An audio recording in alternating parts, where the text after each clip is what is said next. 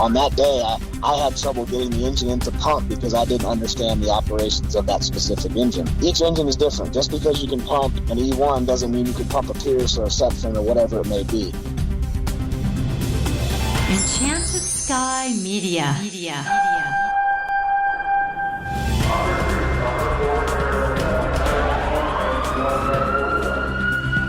This is Code 3, the Firefighters podcast. Now, here's your host, Scott Orr. That's right, and I will not let Parkinson stop me. Thank you for joining me again here on Code 3. This is the show for and about firefighters. We're informing and entertaining members of the fire service, just like you, from coast to coast. Today we're going to discuss a major line of duty death incident, the loss of the Charleston Nine.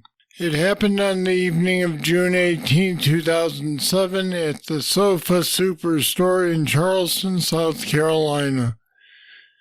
The initial fire was located on a loading dock, but it extended into the showroom.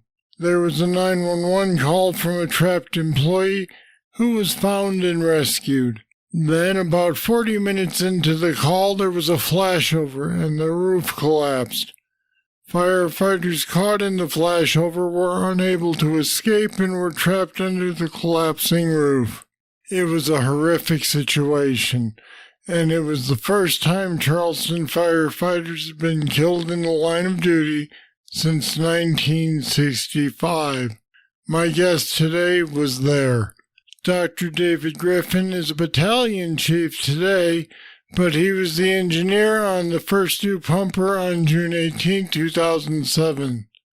David holds a doctorate of education in organizational leadership and development. He's the author of several books, and we'll have more on that later.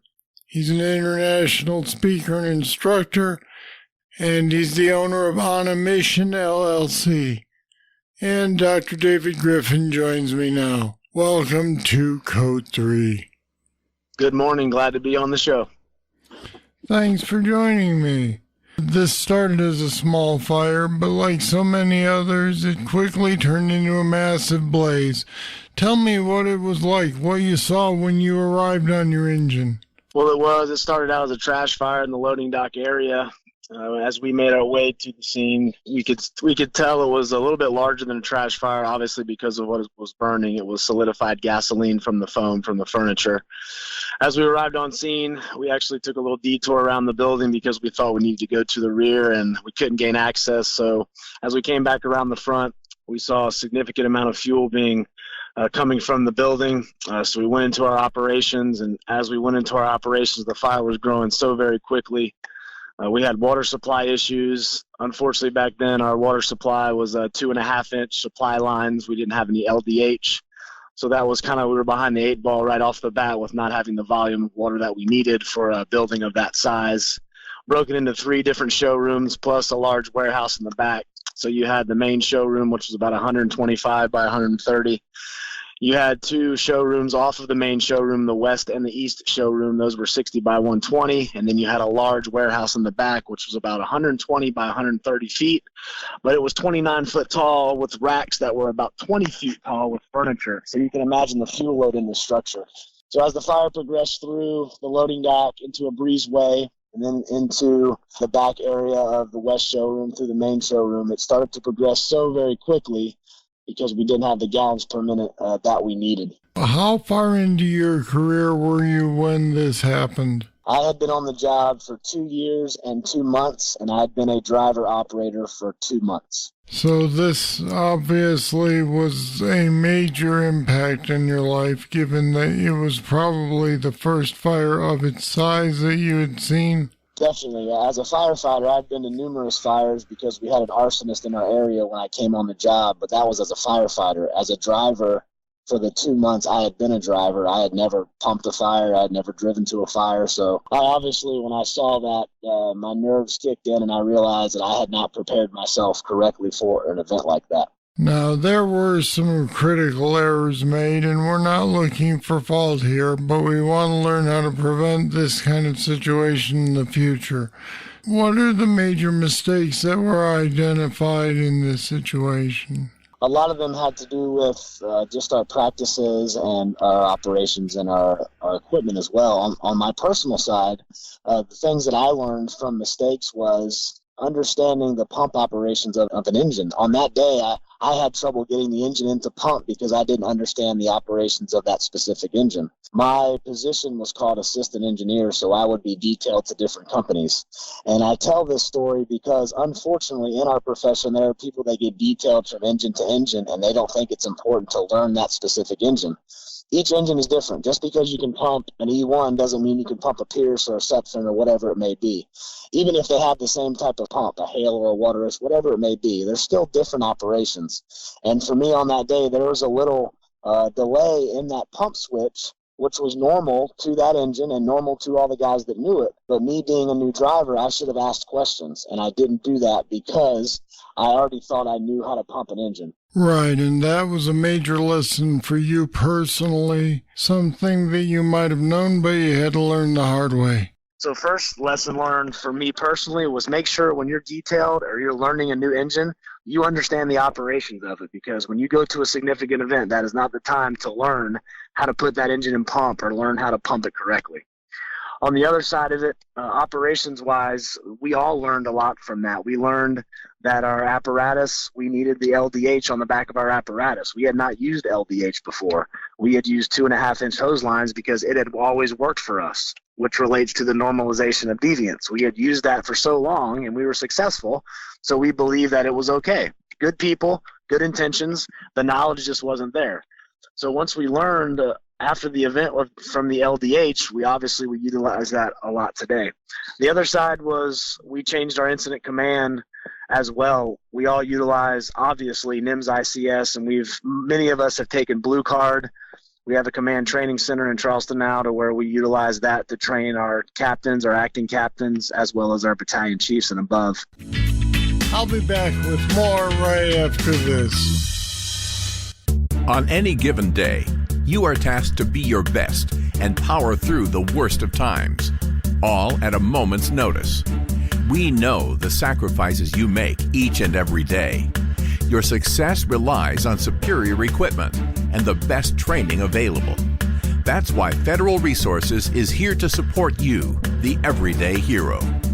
We are here so you can excel. Discover your success at federalresources.com.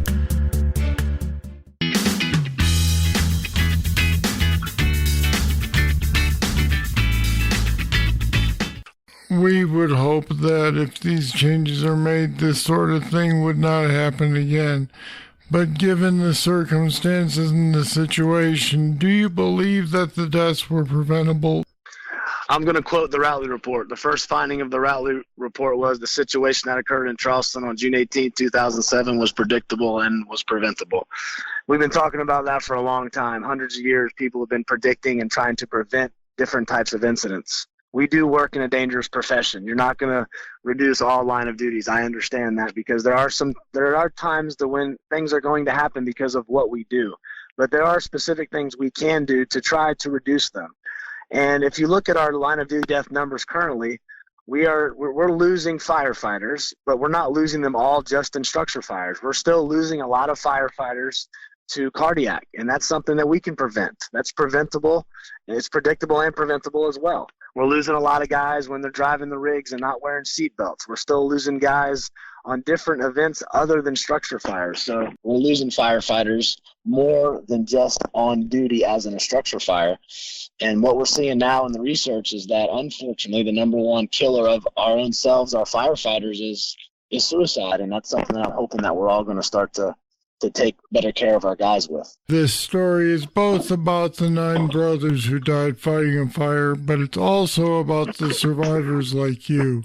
How did their deaths affect you? It made me think about things a lot differently. I say it changed my DNA, and obviously it did not change my DNA, but I say that figuratively because I look at things a little bit differently. Whereas someone won't look at a building the way I look at it, I look at it different because 9 people, that were my friends, and most of those guys were on hand lines that I was trying to pump that day, and I couldn't pump it successfully. And so that bothers me every single day. So, when I hear certain comments by people that have never been on a line of duty death and don't understand the complexity of that, it's disappointing because I look at things a little bit differently. But I also try to look at the big picture. And I really think this has changed me to the point to where I try to analyze things for the betterment of the people on the scene and for the betterment of the people in the fire service. And again, it's not just about a structure fire. It's about holistically, what are we doing in the fire service to prevent cardiacs, suicides, rollovers, line of duty deaths, and structure fires, things of that nature. And I'm all about being aggressive. I come from a very aggressive fire department, but I'm about being aggressive with some thinking involved as well. And, we have a lot of good guys out there that are doing that today. You mentioned that people who don't know anything about line of duty deaths have made comments. What sort of comments are you referring to? What have they said? We've been to classes to where we've been told that, things that get analyzed a little bit more than they should get analyzed because we're looking at things a little bit differently. And it's not so much on the negative side. It's just people have different perspectives. And I try to bring the perspective of, I want to listen to what that person has to say. And I also want to them to listen to what, our side of it is. And for us in Charleston, I know a lot of guys, we do look at things different, and that's because of what we've experienced. And we really want to get that message out to other people because we want them to understand it before something like this happens to them. You were strongly affected by this and it caused PTSD. How have you dealt with that over this decade and a couple of years? Well, it hit me pretty hard at first, as it did a lot of people that I worked with. We were all struggling in different aspects. Some guys were having family trouble. Some guys were having drinking problems. So it's different for everyone how they respond to it. For me personally, I didn't realize why I felt a specific way. I thought that's just how I was supposed to feel after something like this. I had no education on mental health. I really had no mental health help after the incident either until Chief Tom Carr came in and brought our peer support team. But for me, it took a few years for me to understand really the mistakes that I made personally and we made collectively, and to learn from them, because at first I was resisting a lot of the new changes. I was resisting a lot of the new information from NIST and NIOSH and all the studies and the science behind the fire because it scared me. New knowledge scares people, and I was one of those guys that it scared me. And so once I really started to dig into the information, I was more or less embarrassed because I considered myself a professional and I didn't understand the science behind fire. I understood extinguishing a fire, being aggressive, but I didn't understand what it actually meant to learn the science behind why we do what we do. And that really went a long way with me. And for a lot of the guys that I work with too, because they really want to understand what is out there. So it took a few years. I started to drink a lot, took a lot of prescription drugs because it just made me not think about the event. I turned to a sport called mixed martial arts fighting just because of my anger, to try to calm my anger down some, and that didn't really help. I turned to tattooing as well. I started to get a lot of tattoos and change my appearance. And so it was very interesting once I started to do this because that really changed my demeanor as well. I wasn't the same person. People at work were noticing a change. My family obviously was. And then I realized I did need some help. So I went to counseling, and when I went to counseling, I did a procedure called eye movement desensitization reprocessing therapy, which many people have taken before or utilized. Once I started to do this, it really opened my eyes, but simultaneously I was going back to school and I was learning about leadership and I was learning about the science behind fire. And really the education piece was huge for me because I was thinking out of my own comfort zone. It's easy to think on the things that you know, but it's hard to go learn from other people. That's what I do today as well. I try to go learn from everybody because there's so many things out there I don't know, but there's also so many things out there that help me learn, which helps me move through post-traumatic stress, because I realize every day I'm trying to learn from other people and I'm trying to get that education. And it's important to me for my therapy as well. And that's why I like to write. That's why I speak a lot when I travel. Because it's therapy for me as well to be able to tell people, hey, this is what happened to us and to me personally. We don't want this to happen to you, and please take heed to our recommendations and try to do things a little bit different. It sounds as though what you're saying is you knew how to be a firefighter, but you were missing a lot of why things work the way they work. Definitely. I was good at doing what I was told because that's how I was trained. I went to a military college, the Citadel, so that's how I was trained, and I was used to that, which didn't bother me because that's how I grew up.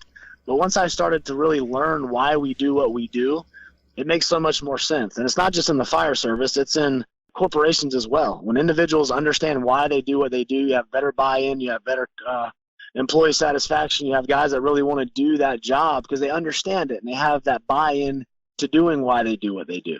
So you've told this story hundreds of times by now. What changes for you every time you tell it? Really, for me, nothing changes for me internally. I still feel the same way I will always feel. I'm very passionate about it. When I tell the story, I try to tell it just like it's my first time telling it because there's people in that crowd that have never seen or heard of the story before. And it's important that I bring that enthusiasm and really the excitement to tell it because I want to tell you, hopefully, the things that you can try to fix today so something like this doesn't happen. And that means a lot to me personally. And I really want people to take, heed to the recommendations or the lessons learned because these guys died so you learn from them. They died so you don't go through this. And I'm hoping that people understand that in the long run. All right, Dr. David Griffin, thanks for being on Code 3 today and giving us your first-hand account. Thanks so much. And we've put some more information about the Charleston Nine and David's company on a mission, as well as his books on our website at code3podcast.com/Charleston. Check it out. Here's your trivia question. Where are the battery packs in hybrid vehicles usually located? The answer after this. If you've been thinking about making a monthly pledge to support Code 3, we have an even better reason for you to do it now. We've started a new subscriber-only benefit. It's called the Code 3 Bull Session. It's more material from some of our interviews. Interesting stuff that didn't make it into the regular show, but only patrons get to hear it. So head over to code3podcast.com/support and make a pledge of $10 a month or more, and you'll get immediate access to the Bull Session. Don't miss it. Here's the trivia answer. The battery packs in hybrid vehicles are usually found in the rear of the vehicle or under the back seat. All right, that's it. That's all for this edition of Code 3. Thank you for listening. I'll be back next time with more, and I hope you'll be here then. I'm Scott Orr, and until then, I'll see you later.